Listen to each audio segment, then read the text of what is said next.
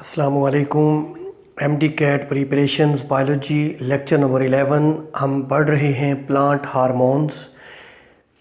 Lecture number 10 में हमने discuss किए ग्रोथ प्रमोटर्स यानी ऑक्सन्स, जिब्रेलिन्स और साइटोकाइनेंस।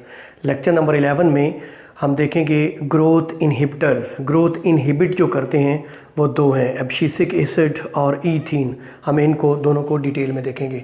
ग्रोथ इनहिबिटर में दो प्लांट हार्मोन्स हैं, एक एब्सिसिक एसिड और एक ईथीन। एब्सिसिक एसिड के हम फंक्शंस देखेंगे। ये नाम जो एब्सिसिक एसिड ये एब्सिशन से आया है। एब्सिशन का मतलब होता है फॉल डाउन, गिर जाना, जैसे लीफ एब्सिशन, लीव्स का गिर जाना, राइट। क्योंकि ये ग्रोथ इनहिबिट करता है, ये लीव्स को गिराता है, तो ये नाम दिया गया है एब्सिसिक एसिड, राइट। इसके हम फंक्शंस देखेंगे। ये स्टेम इनहिबिशन करता है, ये रूट इनहिबिशन करता है, ये स्टेम की ग्रोथ को इनहिबिट करता है, ये रूट की ग्रोथ को इनहिबिट करता है। स्टेम और ग्रोथ की जो ग्रोथ है, स्टेम और रूट की जो ग्रोथ है उसको इनहिबिट करना पड़ता है during physiological stress, functional stress. जब फंक्शन परफॉर्म नहीं किए जा सकते, जैसा कि ड्रॉट जो है, खुश्क साली जो है, वाटर की डेफिशिएंसी जो है, उस दौरान में ये ग्रोथ कंटिन्यू नहीं रखी जा सकती, तो इस दौरान में एब्सिसिक एसिड पैदा होगा। वो स्टेम और रूट की ग्रोथ को इनहिबिट कर देगा, स्टॉप कर देगा। दूसरा, वाटर लॉगिंग के दौरान जब प्लांट्स की रूट्स में बहुत ज़्यादा पानी जमा हो गया, वाटर लॉगिंग हो गई है, वाटर डेपोजिशन हो गई है, जिससे रूट्स को प्रॉपर एरेशन नहीं मिल रही, एयर नहीं मिल रही, तो वो भी गलने सड़ने लगते हैं। तो ये है फिजियोलॉजिकल स्ट्रेस। उसके बाद फ्लावरिंग के हवाले से एब्सिसिक एसिड का फंक्शन क्या है? ये शॉर्ट डे प्लांट्स में प्रमोट करता है ग्रोथ को, जबकि लॉन्ग डे प्लांट्स में ये इनहिबिट करता है। हमने पीछे पढ़ा था जिब्रेलिन्स जो हैं, ये जिब्रेलिन्स क्या करते हैं? ये लॉन्ग डे प्लांट्स में ग्रोथ प्रमोटर होते हैं। यानी हमने पढ़ा था जिब्रेलिन्स जो हैं ये रेड लाइट के सब्सटीट्यूट के तौर पर इस्तेमाल होते हैं।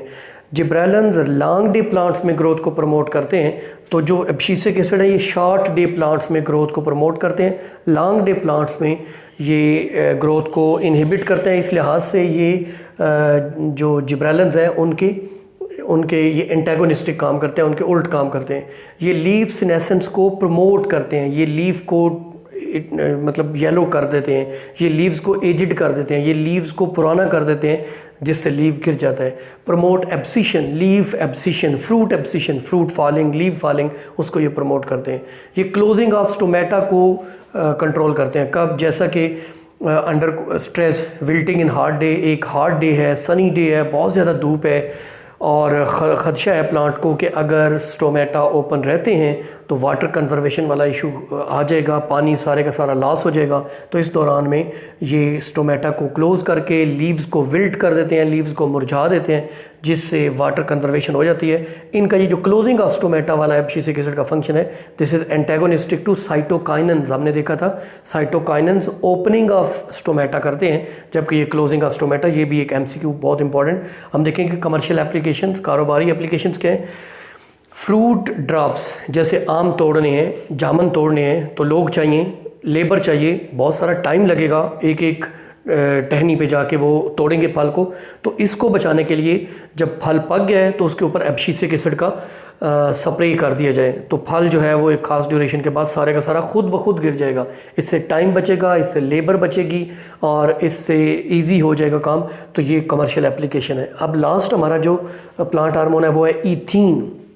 केमिस्ट्री के अंदर भी, एफएससी केमिस्ट्री में भी ये लिखा हुआ है कि इथाइन वाले में भी और इथीन वाले में वहाँ पे कन्फ्यूजन है। यूज़ ऑफ इथीन और इथाइन दोनों में जो हार्मोन्स है, तज़किरा है, तो याद रखना है कि वहाँ पे कुछ मिस्टेक है। ईथीन बेसिकली प्लांट हार्मोन है। ईथीन फ्लावरिंग को प्रमोट करता है। ईथीन के स्प्रे से फ्लावरिंग कैसे, वो हम देखते हैं डिटेल में।